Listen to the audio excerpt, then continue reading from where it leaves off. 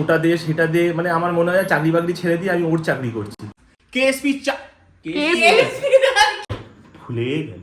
Good morning everyone, welcome back to the channel to a new video. আশা করি তোমরা সবাই খুব ভালো আছো। আজকে সানডে আর আজকে আমিও বাড়ি আছি, কিন্তু মানে ছুটির কারণে নয়, সেটা হচ্ছে অসুস্থতার কারণে। আমার শুক্রবার রাত থেকে জ্বর, মানে সে 101 102 করে জ্বর উঠছে, আর যে কারণে আমি এখন ছুটিতেই আছি। আর আজকে দেবজিতও আছে ছুটিতে। তারপর ওষুধ খেয়েছি, এখন আপাতত জ্বরটা নেই, কিন্তু শরীর ভীষণ রকমের দুর্বল। চলো আজকে ব্লগটা এখান থেকেই শুরু করলাম। Good morning everyone. তো সুস্মিতার জন্য ব্রেকফাস্ট রেডি করছিলাম, তাই জন্য একটু রান্নাঘরে রয়েছি। তো এখন ওকে যাবো, কি ব্রেকফাস্টটা দেবো, দিয়ে তারপরে অনেকগুলো ওষুধ আছে, ওর শরীরটা খুবই খারাপ। ওগো তুমি অসুস্থ, সকাল সকাল মোবাইল না ঘেটে একটু রেস্ট নাও, আর তার আগে ব্রেকফাস্টটা করে নাও। এতগুলো কত ভারী ভারী ওষুধ খাচ্ছিস, সেটা তোর কোনো আইডিয়া আছে? 4 পিস, 2 3 4 হ্যাঁ, চারটে 4টে পাউরুটি চুপচাপ খেয়ে নে। বাটার টোস্ট করে দিয়েছে মা, এটা খাওয়ার পর আমি তোকে ওষুধ দেবো। টেস্টের দরকার নেই, ওষুধ খাওয়ার জন্য পেটে খাবার দেওয়ার প্রয়োজন, আর খাবারটা চুপচাপ খেয়ে নে। নিয়ে নাও ওষুধ। ওই আড়াইজন পাশ থেকে চিকেন নাগেটস খাওয়াচ্ছে অসুস্থকে। হ্যাঁ, আমার বালিচে ফেল, খাটে বসে খাওয়া অভ্যেস তোদের। আমি তো তোদের মতো ফেলি না নিচে। আজকে তোমাদের সঙ্গে শেয়ার করব নতুন স্টাইলে ওষুধ খাওয়া। Please continue. শুধু একটা ওষুধ কত রকম ভাবে পেটের মধ্যে যাবে দেখো। কত বড় বড় ক্যাপসুল খাওয়া যায় এরকম ভাবে। যখনই ওর শরীর খারাপ হয় না, মানে আমার হাল বেহাল করে দেয়। এটা দে, ওটা দে, সেটা দে, মানে আমার মনে হয় চাকরি বাকরি ছেড়ে দিয়ে আমি ওর চাকরি করছি। হ্যাঁ, ওই শুয়ে শুয়ে খাটে চিকেন বানাচ্ছে তো দিদি আজকে। বানাবো আমি আজকে চিকেন। ঠিক আছে, শরীরটা ঠিক আছে।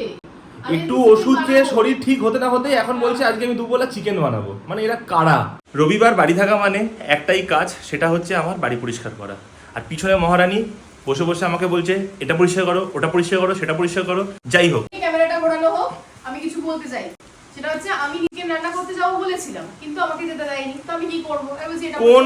কোন শিক্ষিত স্বামী তার বউকে গায়ে জ্বর অবস্থায় রান্নাঘরে রান্না করতে পারে? এটা কোনো শিক্ষিত অশিক্ষিত, এটা মানবিকতার কথা, যেটা তোর মধ্যে আছে। হ্যাঁ ঠিক আছে, এত সবার সামনে নিজের স্বামীকে বার খাওয়াতে হবে না। তো আজকে সকালবেলা ঘুম থেকে উঠলাম, উঠে আমার মা আমাকে খুব সুন্দর একটা গুড নিউজ দিল। সেটা হচ্ছে আমাদের সেই সাবমার্সাল আছে, মেশিনে কোনো একটা কিছু প্রবলেম হয়েছে, তো ট্যাঙ্কে জলটা বন্ধ হয়ে গেছে।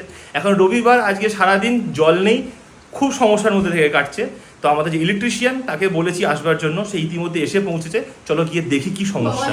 মিস্টার ইলেকট্রিশিয়ান, কি সমস্যা হয়েছে? সুইচ খারাপ হয়ে গেছে। বাইরে যেহেতু খুবই বৃষ্টি হচ্ছে, সেই জন্য পার্থদা বললো এখন সুইচ কিনতে যাওয়ার দরকার নেই, আমি ডিরেক্ট লাইন করে দিচ্ছি, আপাতত এটা ইউজ কর, তারপর আমি কাল পরশু এসে নতুন সুইচ লাগিয়ে দিয়ে যাব। এই তো চলতে শুরু করেছে। সুস্মিতার বাবা, মানে আমার শ্বশুর মশাই, জাস্ট আমাকে ফোন করলো।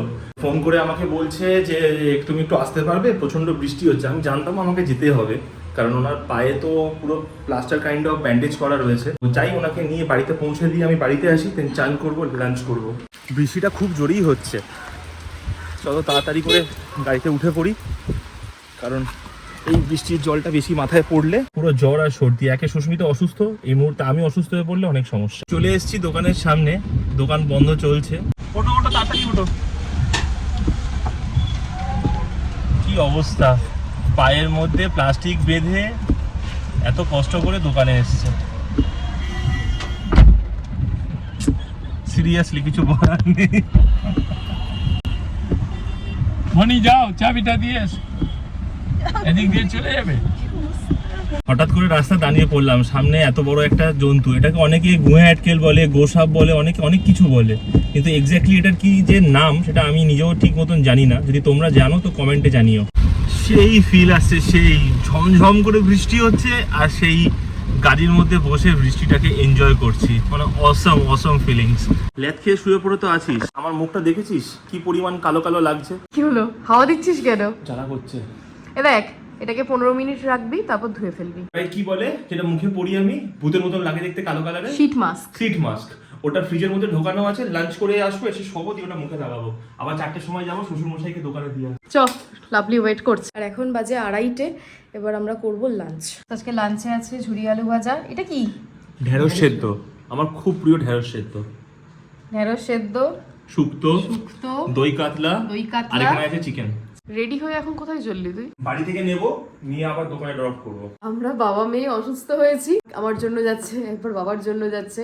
তবে হ্যাঁ, জামাই হোক তো এইরকম, মানে এইরকম জামাই হলেই ভালো লাগে, তাই তো জামাই? আমার মনটা ফুলে গেল। প্রশংসাতে নিজের বুক ফুলে যাচ্ছে, কিন্তু ফুলে গেলে হবে না, ওদিকে দাঁড়িয়ে আছে রেডি হয়ে। কোথায় যাবে? কাঁচের বাটিগুলো নিয়ে চলো, আমায় রান্না করতে হবে। বিরক্ত। ভাই বোনের ভালোবাসা। তুমি অসুস্থ, তুমি এসব করো না, তুমি ঘরে গিয়ে শো যাও। আমার মনটা আমারও রান্না পেয়েছে, ভাল লাগছে না আমার। তো আজকে আমার রান্না করবে? একটা না দুটো। আজ আমি টু রান্নাস করবো, টু রান্নাস। কেএসপি কেএফসি স্টাইলের চিকেন, ফ্রাইড চিকেন, তার সাথে বানাবো আজকে American crispy corn. American. American. আমার কথা হচ্ছে তোরা রান্না করবি, তোরা খাবি না, আমি কেন তুমি করতে হবে?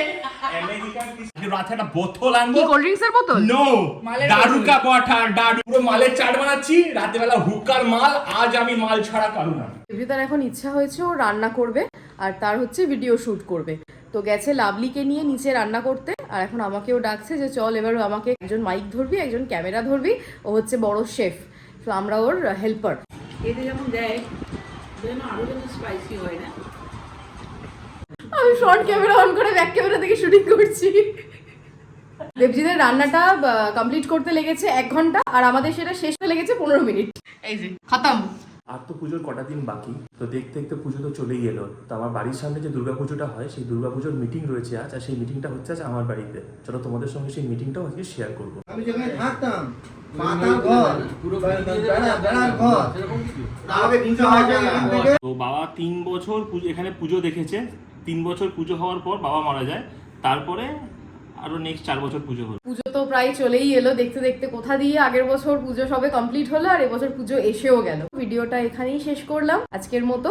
যদি ভালো লেগে থাকে তাহলে প্লিজ একটা লাইক করে দিও, সবার সাথে শেয়ারও করো। আর কেমন লাগছে আমাদের ভিডিওগুলো তাহলে কমেন্ট করে আমাদের জানিও। আর যদি তোমরা পেজ থেকে দেখে থাকো তাহলে প্লিজ ফলো করো, আর যদি ইউটিউব থেকে দেখো তাহলে প্লিজ একটা সাবস্ক্রাইব করে দিও। দেখা হবে আবার অন্য কোনো ভিডিওতে। আজকের মতো গুড নাইট।